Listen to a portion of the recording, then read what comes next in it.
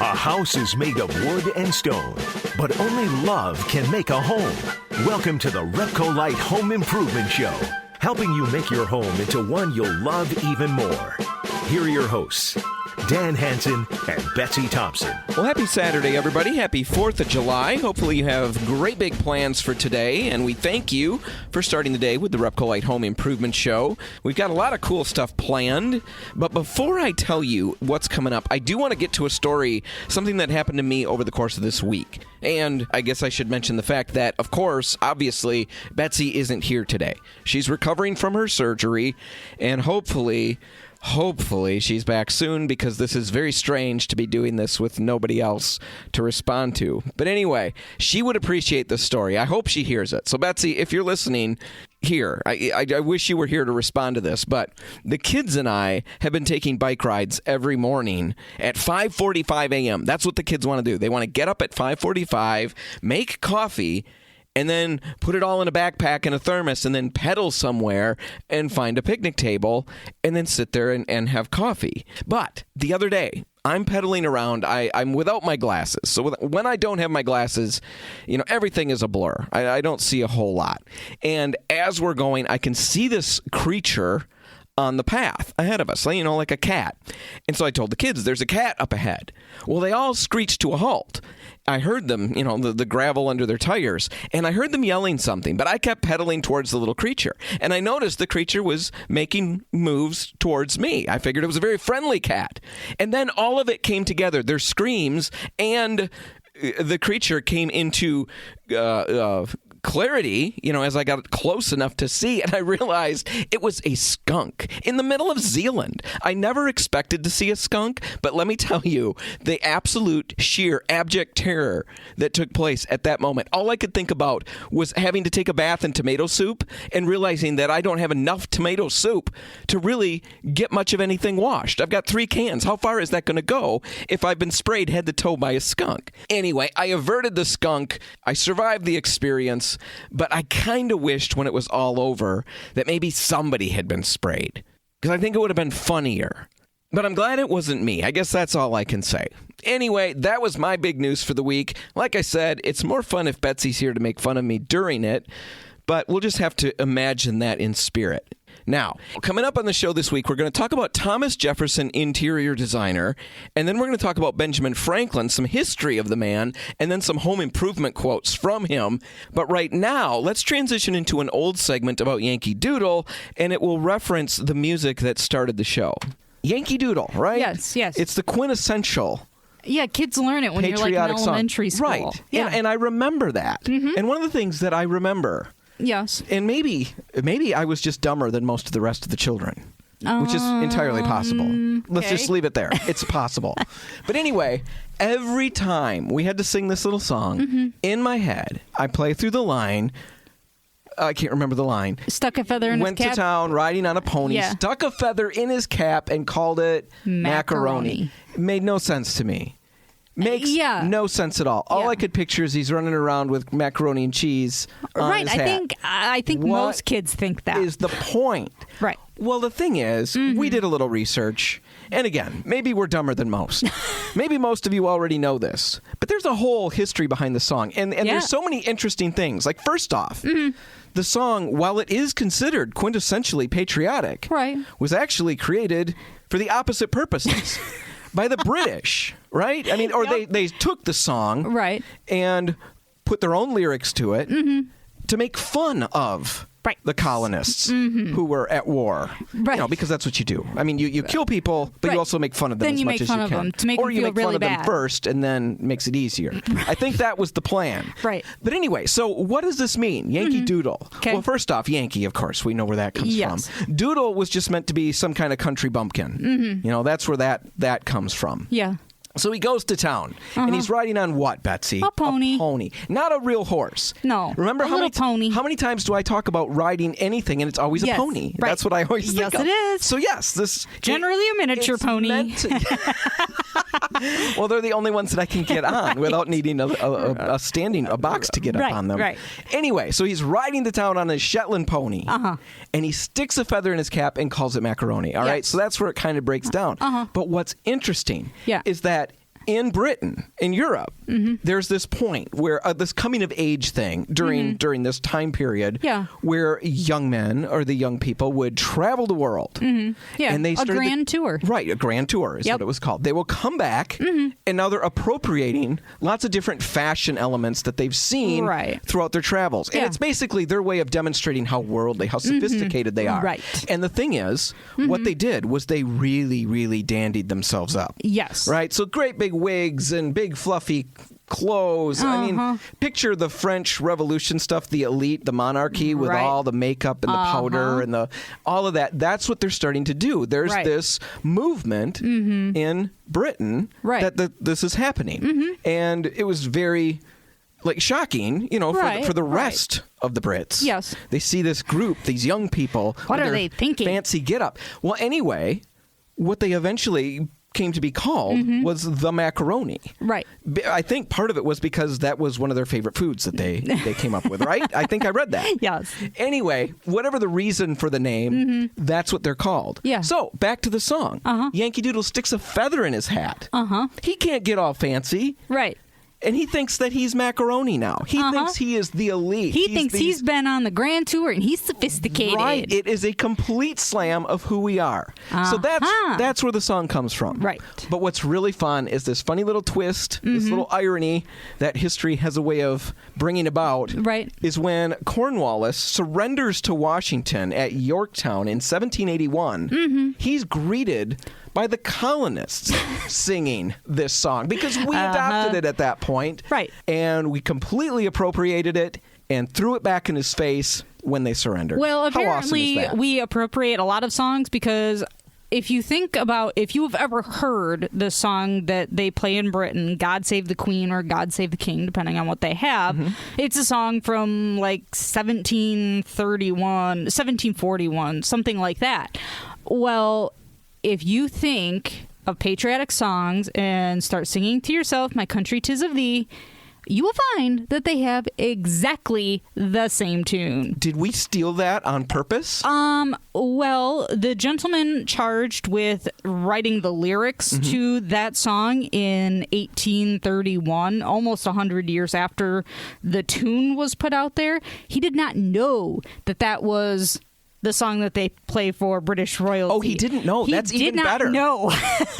So he just happens to, okay. Yeah, they give him this piece of music and they say, write lyrics for this, and this is what he comes up with. Did they tell him to write a patriotic song? Yes, I believe so. Yep. And then they had some school children singing. Somebody was aware. Yes. And it was like for a 4th of July celebration, I believe, the first time they brought it out. So that is really fun. Yeah. So we like to take British songs and kind of, make them our own. Yeah. So we're going to take a couple Beatles songs and make those the new RepcoLite Home Improvement Show theme songs. Might as well. Yeah. I'm a loser. Right? That's the first. That was my son's walk-up song in baseball on the high school team. His first year, that was the song he chose. I thought that was brilliantly funny. Music. Brings us all together. It brings us all around. Now, coming up after the break, we're digging into Benjamin Franklin, a little history on the man. That's coming up next. Stay tuned.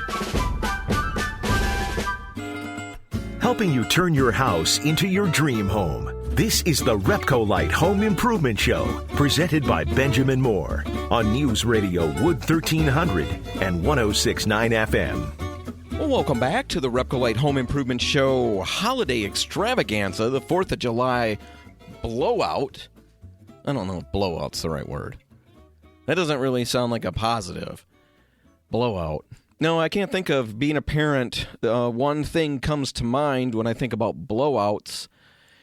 And yeah, it involved diapers and they were never positive. So let's just erase that word from our memories in regards to this episode.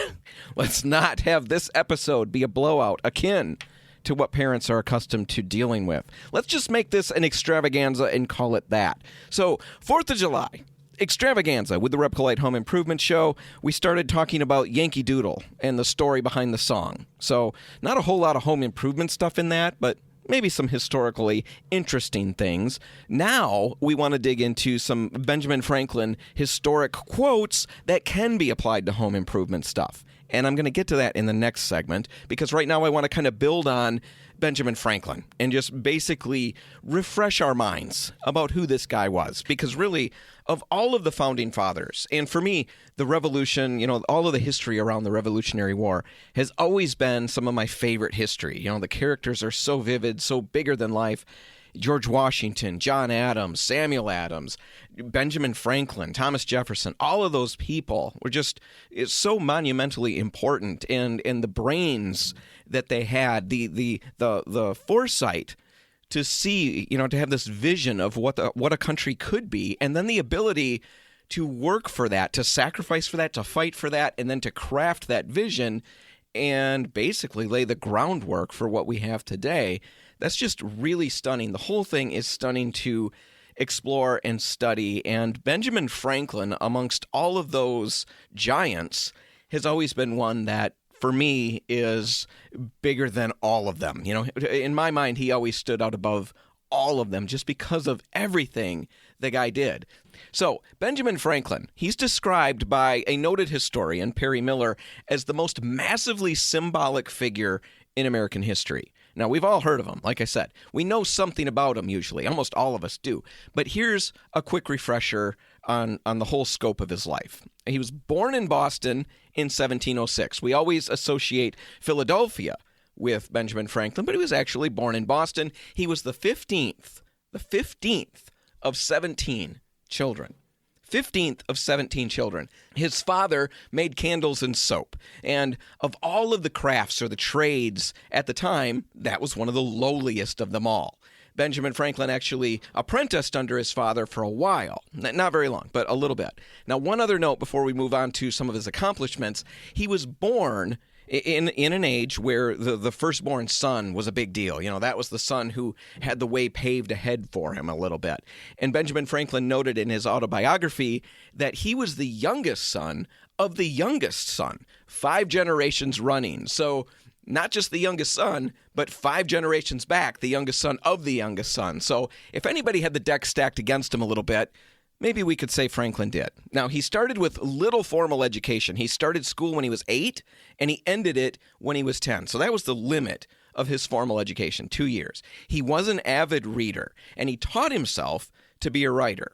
When he was 12, he quit with his father, working in the candle and soap making business, and he transitioned to working with his brother as a printer. At age 16, Franklin starts contributing essays to his brother's newspaper, but he's using a pseudonym, a pen name. He's writing as Silence Dogood, which, if you've watched the National Treasure movies, at least the first one, with Nicolas Cage, you should be aware of Silence Dogood because those letters play into unraveling whatever mystery they were trying to unravel. Anyway, Franklin really did write these letters, and his pen name was Silence Dogood, and what makes it really funny is that Silence Dogood was actually a middle-aged woman that Franklin created. So you've got the 16-year-old kid writing with the voice, let's say, of a middle-aged woman.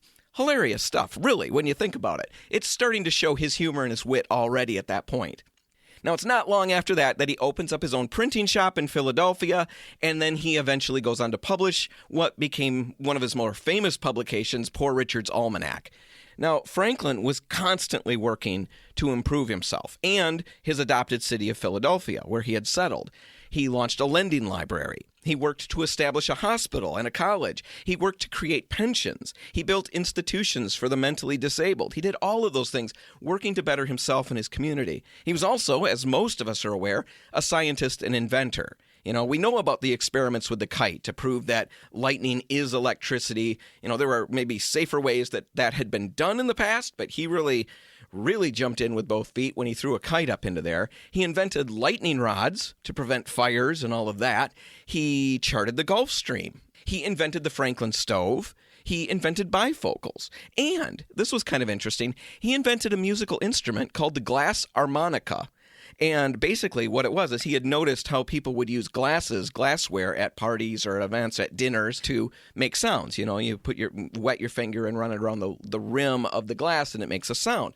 Well, Franklin created this device that's basically a whole bunch of different sized glassware, And that's what you would do. It would crank, and then you'd use your finger on different pieces, and it would create different sounds. It sounds really fun and interesting when you first listen to it. And after about 5 minutes of listening to it, you've got a pounding headache. So I don't know that it had a long life ahead of it. And in fact, it turns out it really didn't. But one interesting thing is that Beethoven and Mozart actually wrote music for this invention, this instrument that Franklin invented. So there you go. There's something interesting. Finally, besides being a philanthropist and somebody bettering himself in society and being an inventor, Franklin, of course, was a founding father. We all know that. In fact, that's probably what most of us think of when we think of Benjamin Franklin. He spent a lot of his later years in London as a representative of the Pennsylvania Assembly. He came back to Philadelphia when the Revolution started, and he was part of the 5-member committee that helped draft the Declaration of Independence. Later, he was sent to France to enlist their help in the war against England, and he also helped negotiate the Treaty of Paris that ended the Revolutionary War. So the man was there through all of it. Finally, even at the end, he becomes a delegate to the Constitutional Convention and is actually there when the Constitution is drafted and signed. Now, some last unusual facts before we wrap this one up and then go to another segment where we'll talk about some of his quotes and how they apply to home improvement. So, one unusual fact that completely caught me off guard and I thought was kind of hilarious when I thought about it. Benjamin Franklin was inducted into the International Swimming Hall of Fame in 1968. Did you know that? I bet you didn't, because I picture Benjamin Franklin as, how's the best way to say it? Well, I guess I don't picture him as the athletic type. I guess I could say that, nor the tan type. So I picture him swimming in just a lot of pastiness and just a lot of it, if you understand what I'm saying. So to picture him floundering through the waves is basically how I would picture it, floundering through the waves. But apparently, the man was an astute swimmer. He was known as a tremendous swimmer. He swam the Thames River, performing, and this is a quote from the page of the International Swimming Hall of Fame, where they describe his induction into that. They quoted that he swam the Thames River, quote, performing on the way many feats of activity, both upon and under the water, that surprised, and here's the key word, and pleased those to whom they were novelties. So, while I might have found great pleasure in laughing and enjoying Benjamin Franklin as I picture him floundering through the water, the actual reality was he was like a dolphin, zipping through the waves with skill tantamount to Aquaman. So he's in the Hall of Fame for swimming. Who'd have thought? He also was the only person to have signed all 4 key documents establishing the U.S. The Declaration of Independence, the Treaty of the Alliance with France, the Treaty of Paris establishing peace with Great Britain, and the U.S. Constitution, the only one to have signed all 4 of those. Another thing that's interesting is he embraced the abolition of slavery way ahead of almost everybody else. He was president of the first abolition organization, the Philadelphia Abolition Society, and he was the first person to petition Congress to abolish slavery in 1790. When he died, the French National Assembly declared a day of mourning, and he's been called the only president of the United States who was never president of the United States. He's a remarkable historical figure, a remarkable human being, really. He's certainly flawed. There were plenty of stories of how flawed Benjamin Franklin was, but he's utterly inspiring and remarkable, and because of that, he's really worth listening to, which brings us to some of his witty sayings and how they apply to home improvement, which we'll get to after a break. Stick around.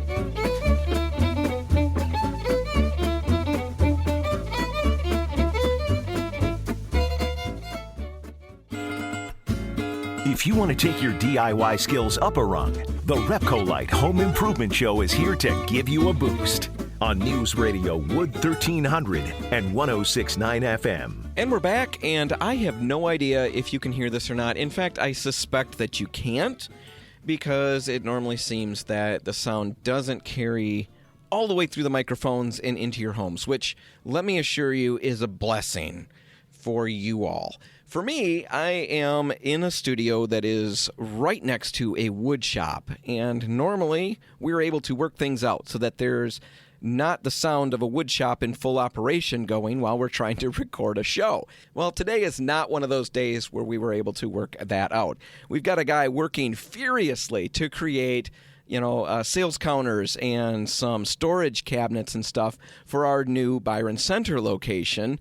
And he's got to get those things done because we're hoping to open that store in early August. So if you've driven by a location in Byron Center and you've seen a RepcoLite sign, yes, you can rest assured there will be a store there. It will be opening early August, and it will have some amazing counters that are being created right now as we speak. So a lot of noise is being generated, a lot of sawing, and hopefully no yelling or screaming from any injuries that occur. If that happens, I will promise to finish this segment before I run to the aid of the craftsman. No, that's not true. I would run to the aid immediately and probably pass out if something bad has happened. So let's hope everything stays exactly as it is. Let's get to the Benjamin Franklin quotes about home improvement.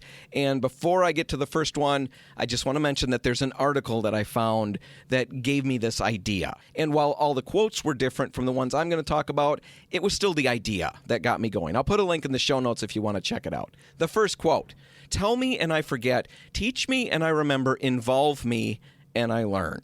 Learning takes involvement, right? It takes hands-on. We can watch a million things or listen to a million things, and we don't learn. We don't technically learn until we jump in and do it. How many times haven't you jumped into something that you've watched or read about, and then you find all the little details, all the little things that you didn't expect or that the video didn't show you, or you couldn't see it from a certain angle, and as you're working with it, all of a sudden things that you were unclear about in the video make perfect sense. It's because you're learning now. There, you're getting a concept. Here, you're actually doing it and you're learning. How does that apply to us? It's really, really basic. In order to learn anything, you've got to jump in and do it. Watching a video on YouTube about how to do whatever it is only going to take you so far. You've got to jump in and actually get your hands dirty and try the process. And when I talk about that, I think instantly about home repair services in Grand Rapids. We are so lucky to have an organization like that in our area because if you're unfamiliar with them, they've been on the show a number of times. What they do, their whole goal, their whole mission is to create homeowners who are better homeowners, who know how to handle whatever comes up in their homes. They've got all kinds of, amongst a million other things that they do, they've got classes that they run, free classes every Saturday. Now, with COVID, I'm not sure exactly what's playing out with that. Check their website out for a schedule and see how they're handling those things. But in normal circumstances, they've got hands-on classes every single Saturday. We've talked about it before. They're free. You can go and learn how to repair drywall. You can learn how to do electrical work. You can go and learn how to do plumbing. You can learn how to install ceramic tile. And you do all of these things by actually doing them. You use your hands. You use the right tools. When you go home, you can repair those things at your home because you've done them. Check out those classes. If you bring a friend in to help you with something sometimes because that friend knows how to do whatever it is, stick around. Help them. Don't just be the tool getter. The gopher, Dad always called it. Be there to actually get your hands dirty. Start the process because then you'll learn and you can do the thing yourself. It's the whole give a friend a fish, teach somebody to fish thing. What about our kids? Huge here. It's absolutely huge. It's so easy and it's so tempting and it's so natural to want to yank the tools out of our kids' hands. A lot of us as parents or grandparents want to have our kids help us on a project, right? So we put the tools in their hands and then we watch them. And then we yank the tools back out of their hands because they're never going to get the project done. It's going to take till next week Sunday before they finally got that screw in. And yet, if we constantly do that, they're not learning. They're not being involved. So let them be a part of it. Involving is where they learn. And it's so important for kids to start picking up these skills because we've got generations now that we've created that don't have some of these skills. And it's a little bit scary. The trades have dropped off. If we get our kids involved and they see the satisfaction of repairing and fixing and doing the work, who knows what happens with the trades? And it all starts with us at home. Let them be involved. Let them help with the decorating. They can do it. Let them help with the painting. That sounds scary, but I've had my kids help me and I've been stunned. I started with some simple projects that it didn't matter too much if they messed it up too badly. As long as they didn't go crazy, we'd be okay. And I was blown away at how well they did with just some instruction and some help. And from that point on, they were able to tackle some other things on their own. Now, maybe that's not your thing. Maybe that's not where you're comfortable. But let them start working. Let them get involved because that's where they're going to learn. Second quote, by failing to prepare, you're preparing to fail. Again, so basic here, but preparation is part of the work. A lot of people, a lot of us, think about preparation as an optional step. It's not. It's a necessary step. Just as painting your cabinets requires you to actually apply paint as a finished step, that's not an optional step. Neither is washing and doing the scuff sanding or applying the right primer. Those aren't optional steps. If you don't do them, you are setting yourself up for failure down the road. You're not saving time. You're saving time in this one instance. But down the road, you're going to deal with a problem. And when the problem happens, it's a very big thing to fix because the foundation is poor. In order to fix the foundation, you've got to get everything off to get back to that foundation. So do it right the first time. But it's not just surface prep that we're talking about. It's also gathering the right tools, preparing for a project in that regard, gathering the right items. I don't know how many projects I've started on a whim because I had a little bit of time and I just all of a sudden had this desire to get this project done. I was just this driving need to accomplish it. I see a window, I jump in and do it. But I failed to gather the right tools ahead of time because I didn't give myself time to do that. What happens in the end is I end up using the tools that I've got and making them work or trying to make them work for tools that I should have collected ahead of time. Don't do that. When you do it that way, you're going to struggle and it's not going to turn out the way you want it. The other thing to consider is getting the right information. Again, how many times don't we jump into a project without taking the time to gather the right info? Preparing. It's all about all of those things. Planning ahead, doing the prep work, gathering the right items. If you don't do those things, you're setting yourself up for failure. Another one, energy and persistence conquer all things. There's enough to say about this, but I think I can sum it up quickly with not even a story, but just a gentleman that I know. He's been on the show before, Steve Norris. I worked with him at RepcoLite years back. He's in his mid-70s, okay? He's nearly blind. He knows that. It's depressing to him. He can no longer see very clearly. I've watched him work on houses that he acquires, and he's inches away from the nail holes that he's trying to fill or whatever. He's got heart problems. And yet the guy has sheetrocked basements over and over. Even in his 70s, he's doing this work. He gets through it by energy and persistence, and he conquers all things. There's no excuse for the rest of us who are fit and healthy, and even for those of us who aren't fit and healthy. All of these projects can be accomplished over time if we just stick to it and dig in and do it. Now, all right, one last one. It has nothing to do with home improvement, but I loved the quote. It's this: I guess I don't so much mind being old as I mind being fat and old. I hear what you're saying, Ben. I'm picking up what you're putting down. Now, we've got to take a break, but when we come back, we're going to be talking about Thomas Jefferson and decorating. That's all just ahead. Stay tuned.